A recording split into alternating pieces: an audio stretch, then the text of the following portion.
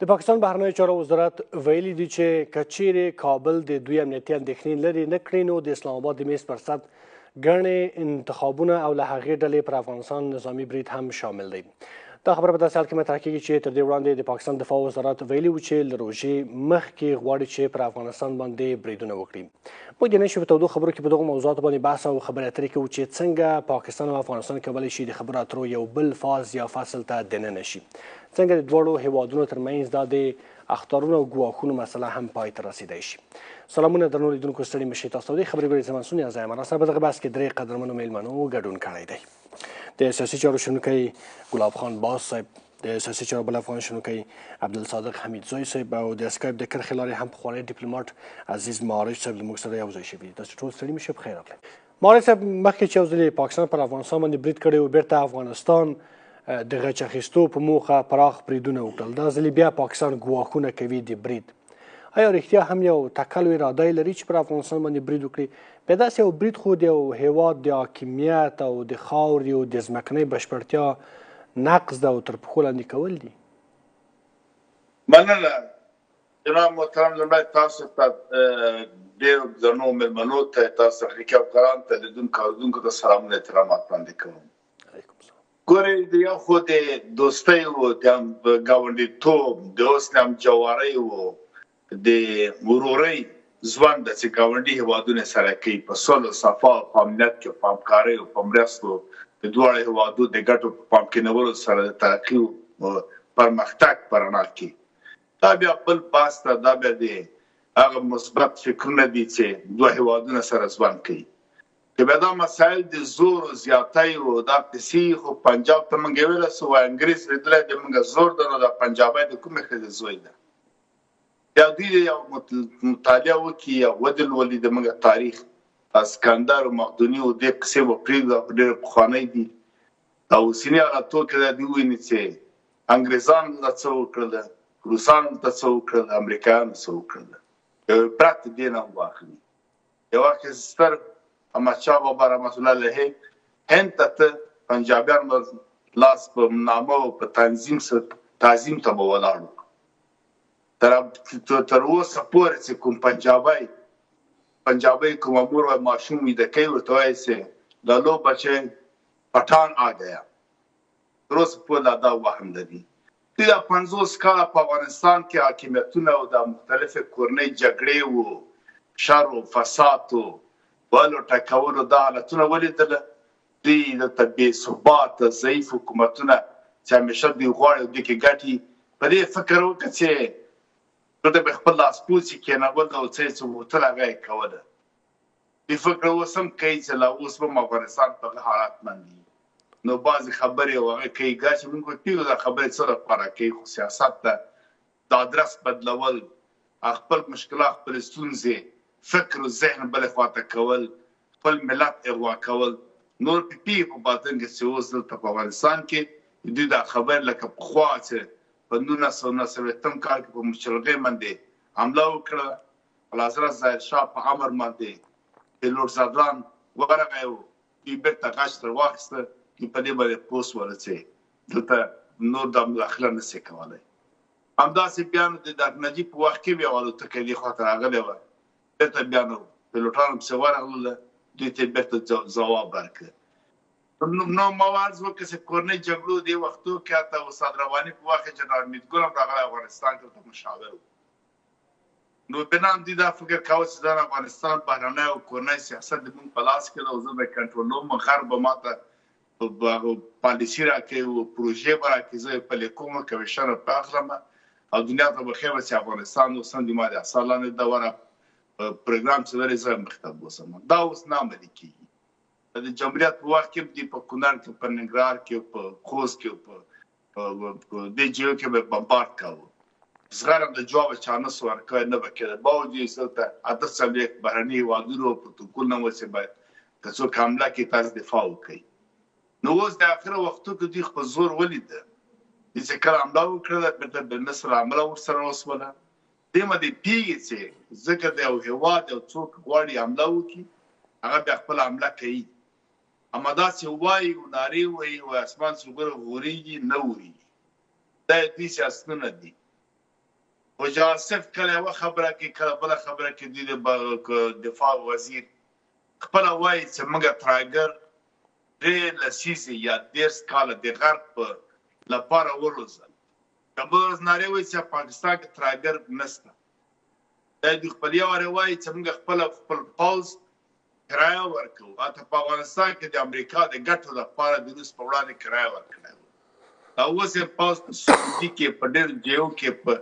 اسرائیل د غزې په وړاندې په کرایه ورکړی ده بیا کله بیا ناست دي بیا نو داسې خبرې کوي چې موږ هېواد یو مسلمان یو استقلالیت لرو د دوی دغه پالیسي سیاست نو دا همیشه له بهر له امریکا او له دوی نه ورکول کېږي اختیار یو څه دننه پوځیان او اسرائیل لري نور ملکي ادارې واک نه او زه ګمان کوم چې دوی حمله وکړي یا جګړې ته آمادګي ونیسي دا یو سیاست او پالیسي ده دا خبره کې له مشروعیت څخه دننه پکې ګډوډي او دا خبرې دي او که چیرې وکړي له ډېر بد عواقب سره او ډېر بد حالات سره مخامخ سیاست به د افغانستان کېدای شي د افغانستان بیرغ تر اټکه پورې بیا ورپي بخیر و سلامت اوسئ. مهاري صاحب ولې د ډیپلوماسي ژبه دومره زیاته ضعیفه شوې ده د دواړو هیوادونو ترمنځ؟ د پاکستان ډیپلوماسي ژبه له ابتدا د جوړښت نه ضعیفه ده د افغانستان پاک نه توپیر لري د جوړښت معلوم ده چې چا جوړ کړ د څه هدف لپاره همدغه ویره ځکه د هندوستان یوازینۍ لاره چې وچې خاورې ته مثلا د مرکزی آسیا ته یا شرقي اروپا ته د افغانستان د حملې څخه په افغانستان کې له پخوانۍ علت همدا و دوی دا ویره دې نه وه چې 2 نړیواله جګړې نه وروسته انګریزان او غربیان هم نسو کولی چې هند وساتي ځکه دوی ضعیف شوي په جګړه کې نو بنا دا پرېکړه له امریکا سره وکړله چې موږ باید یا افغانستان سره خبره وکړو او یا یو بل هېواد جوړ کړو تر هغه چې د روسانو مخه ونیسو چې ګرم اوبو ته رانسي په هغه وخت کې ټوله کې د روسان شوروي وخت و د کومونیزم رانسي دې خواته دا وجه وه چې دا یې جوړ کړه او دلته بیا جعلي مدرسې و د اسلام په نوم باندې ګوره یو اسلامي هېواد کې آیا انګریزي قانون چلېدل دا امکان لري خو نه لري یا مثلا فساد اخلاقي او نور مسایل چې ورته وګوره دا شته نو پنجابیانو دا خاوره د افغانستان د هند واخیستل او بل به هېواد یې جوړ کړي خپلو مقاصد دپاره د اهدافو لپاره لکه څنګه چې اسرائیل په عربي هېوادو کې هلته جوړ کړ دلته پاکستان جوړ کړ دا د غربي نړۍ خصوصا د ناتو یوه لویه پیارتي ده په وخت هڅو کې د دوی بهرنی او کورنی سیاست بل ورکول کېږي خپله جنرال حمید ګل وویل د موږ چیف افسر په واشنګټن کې ټاکل کېږي په هغه باندې هغه په مرموزه ډول یې مړم کړ په همدا علت یې و بنان دوی یو پروژې هېواد د پروژه له بهر نه خپله چارواکي په دې پوهېږي چې پاکستان بقانه د ټولو پراپرټي او جایدادونه سرمایه‌ګذاري بهر کې ده په بهر کې دوی کورونه له دوبۍ او عربي هېوادونو تر انګلستان تر اروپا او تر امریکا پورې حتی په استرالیا کې بچیانې کورنۍ په بهر کې وي دوی صرف هلته ووایه پنجابیان بیا څه هوښیار دي نسبت له نورو ایالتونو ځان د د معیشت ژوند جوړ کړی ده سوله او امنیت ګاز به تاسو وګورئ په د هره چاودن هر څه چې کېږي د پښتنو بلوڅو په سیمه کې کېږي بیا مریم نواز یو څو ورځې مخکې وایي چې پښتانه د ډبرو یا د تیږو په دور کې ژوند کوي نو ته چې یو حاکم نظام د دوی دومره محروم کړي چې دوی د ډبرو اثر کې دي دا عدالت دوی په خپلو خبرو نه پوهېږي او خبره وکړي لکه په ځان څه عریضه کړي ډېره مننه مهاري صاحب یوه لنډه دمه اخلو مهاري صاحب یوه دمه اخلو بېرته تاسو ته راګرځو درنو لیدونکو ورځو لاندې دمې تر دمې وروسته تودې خبرې دوام لري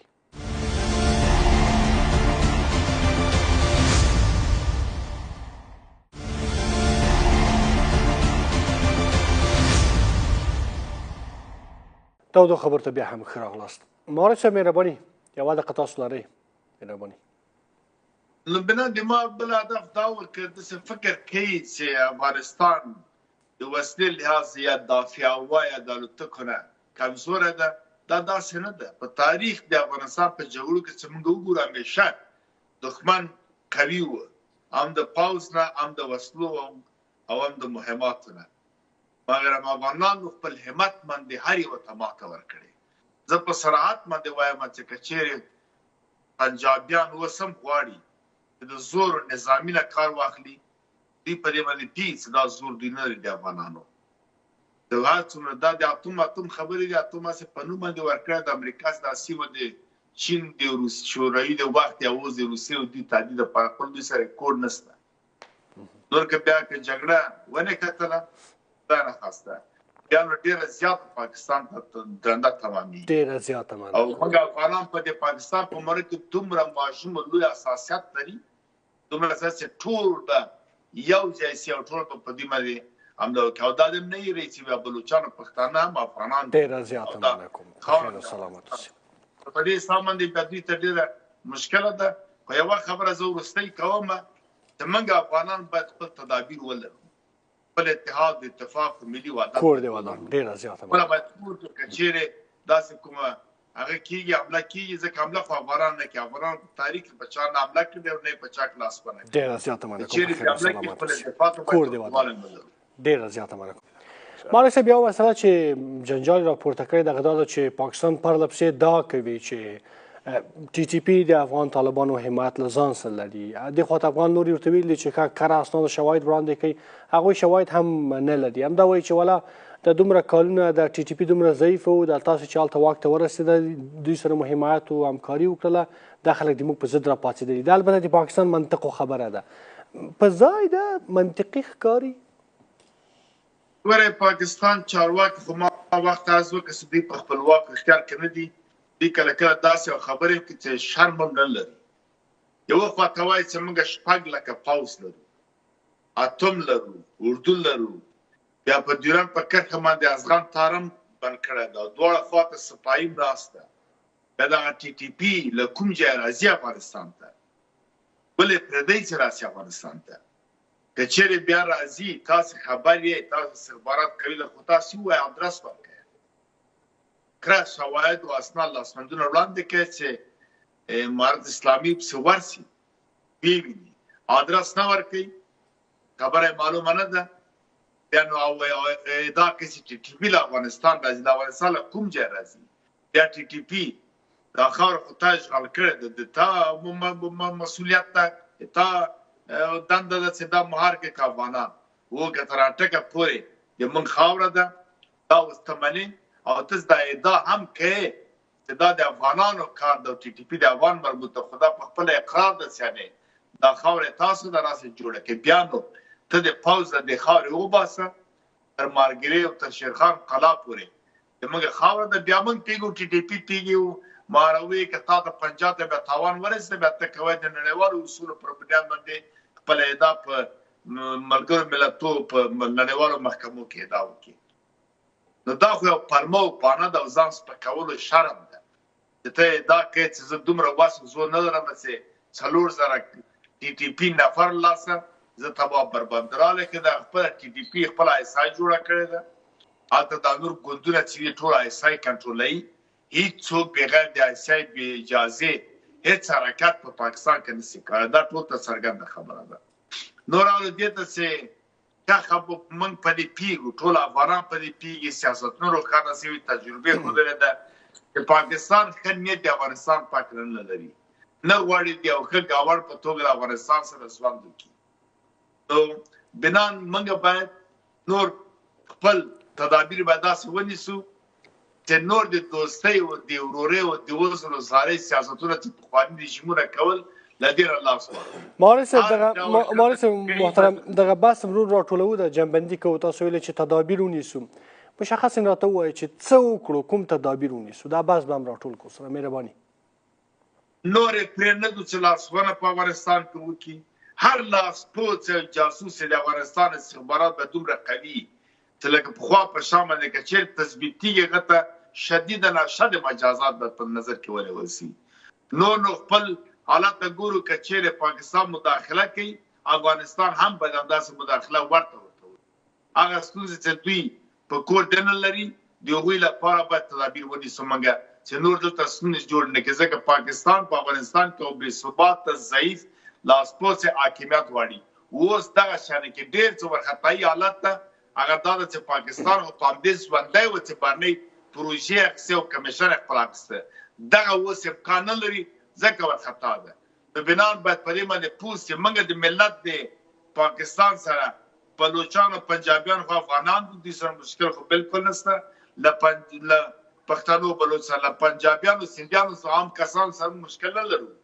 فقط دوستی وسره وروري وسره سر د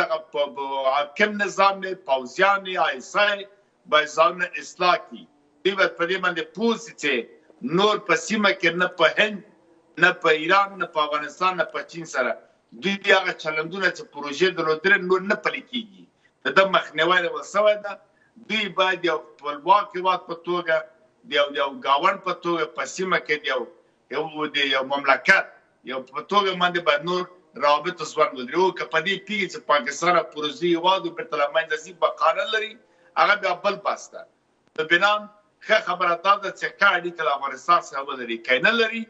بیا نو د جنگ په ځای جنگ سره خبرې کوو د مداخله کې مداخله وسره کوو کرازي اوس بیا د حمله تدابیر نسګر چامله خو نه کوي او نه کوي ځکه زوره ولید